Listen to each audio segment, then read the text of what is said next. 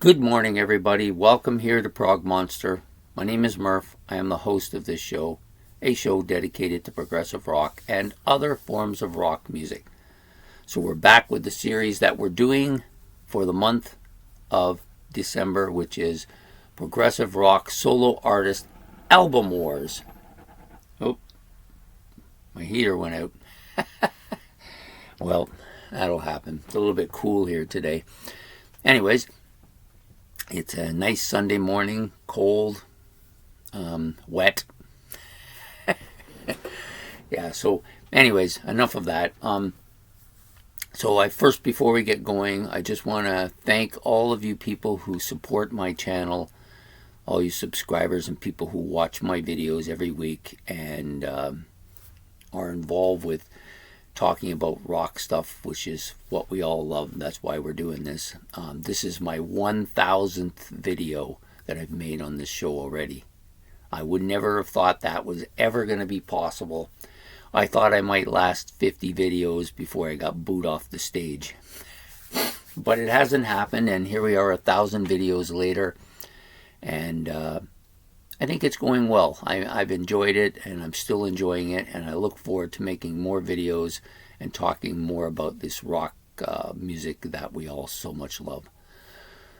So anyways, without further ado, we're going to talk about the series that we have been doing for the month of December. This is episode number 3.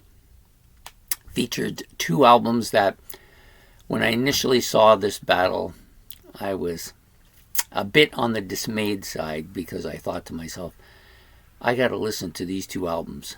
The one I didn't actually hear, but I had some experience with the artist before that. Although I didn't mind it and he kind of grew on me a bit, I was hoping for the same thing here. The other one, I had actually owned this album, had listened to its entirety a couple of times, and then sold it because I never wanted to hear it again. But upon reflection, I've discovered that perhaps I was in error, as I've been so often in my youth, dismissing something and never giving it a second chance. But I don't work that way. So Ben always puts these things to me and makes me have to go back and eat some crow. So today we're having a fresh helping of crow's pie. So we have 2 albums here. Ian Anderson's Divinities, which is the 12 Dances with Gods, released in 1995. And it's up against Robert Wyatt and his Rock Bottom album from 1974. And I can see why he put these 2 together. They're both kind of different. They're not really hardcore rock albums by any stretch. They're not even really progressive albums by any stretch. They're just music, you know. We'll start with the Ian Anderson album. I had this album. I got it at a yard sale. It was almost brand new. And then after several listens to it, I said, this is not for me. And I sold it off to Encore for a paltry amount. So it was more than I paid for it, but a paltry amount in order so I could buy something I liked. And I thought I'd done away with it. I'd never have to think about it again. But that never happens in the rock world because things always come back and force you to listen to them. And that's the good thing, you know, because, you know, if that hadn't happened, if those kind of things never happened, things like Gentle Giant would never have taken off with me because I had, in my mind, effectively removed any consideration for them, only to find out that that wasn't going to be allowed. And now they are one of my favorite bands. So here we are, Ian Anderson's Divinity. So this album is a lot of keyboard stuff on it, but primarily I think of it as a flute album. There's lots of flute on this. So there's basically the 12 Divinities of God. There's a little bit of flute and a little bit of synthesizer on all 12 of the tracks here. Really well done. Very good sounding. Production is nice. And the flute playing is extraordinary. So if you are a person that loves that flute sound, you're going to love this album. I'm still not on board with it, but I'm much better than I was prior to this video. I thought, oh God, I don't want to listen to this again. But I forced myself to it, and I kept an open mind, and I realized that, you know, this isn't really as bad as I originally had placed it. It's come up a couple notches here, so not a bad album. It might even be passable on a few more listens. So definitely an album that deserved another attempt, and I made it. The other album by Robert Wyatt, Rock Bottom. So I have listened to Robert Wyatt before. Excuse me, I want to sneeze, but I can't. Initially, I believe he was in the Prog Wars.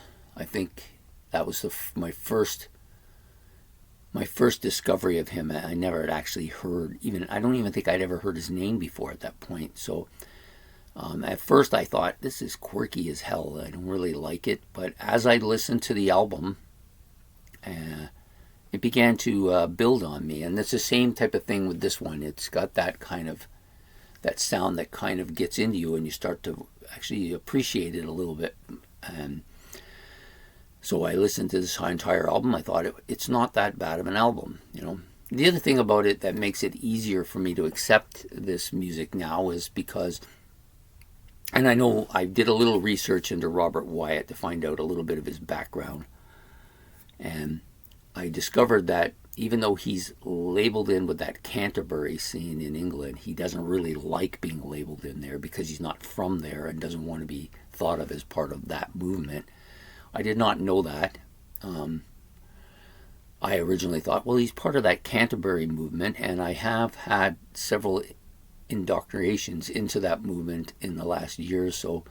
And it's a bit quirky. It's got almost that English humor sound to it in a lot of cases. And in his case, it does have some of that sound to it. But apparently he doesn't like being lumped in with those people. But so what I'm basically saying here is that because I've had all this kind of involvement, a little bit more involvement with this movement, I'm more in line with understanding where this music's coming from, and therefore making it easier for me to listen to and get into. And so I got a little bit into this album. It is not a bad album. And I think today it's definitely going to win the battle. Not that Ian Anderson's album isn't good, isn't getting better with me. It's just it's lagging still too far behind to win this contest. So it's going to be out of the picture again, but against Robert Wyatt's Rock Bottom album from 1974, which is going to be the winner and go on to the next level of the tournament. And therefore I will get to listen to it more, and there'll be more things I have to comment on it as we go along, I'm sure. So I hope you enjoyed this episode of Prog Rock Solo Artist Album Wars, and we will see you again on day 4 with another battle. This one could be a completely wonderful video, this next one, or it might be a complete flop and disaster. I'm not even sure which way it's going to go. I haven't listened to either of the albums yet. I have some trepidation about this based on stuff I've seen on YouTube about at least one of the albums. So, but I'm going to be optimistic and keep an open mind and see perhaps I will absolutely love both albums. We'll see. Anyways, I hope to see you there. Please hit the like and subscribe button. It's much appreciated. Don't forget to hit the notification bell. Any comments you have, put in the comment section below.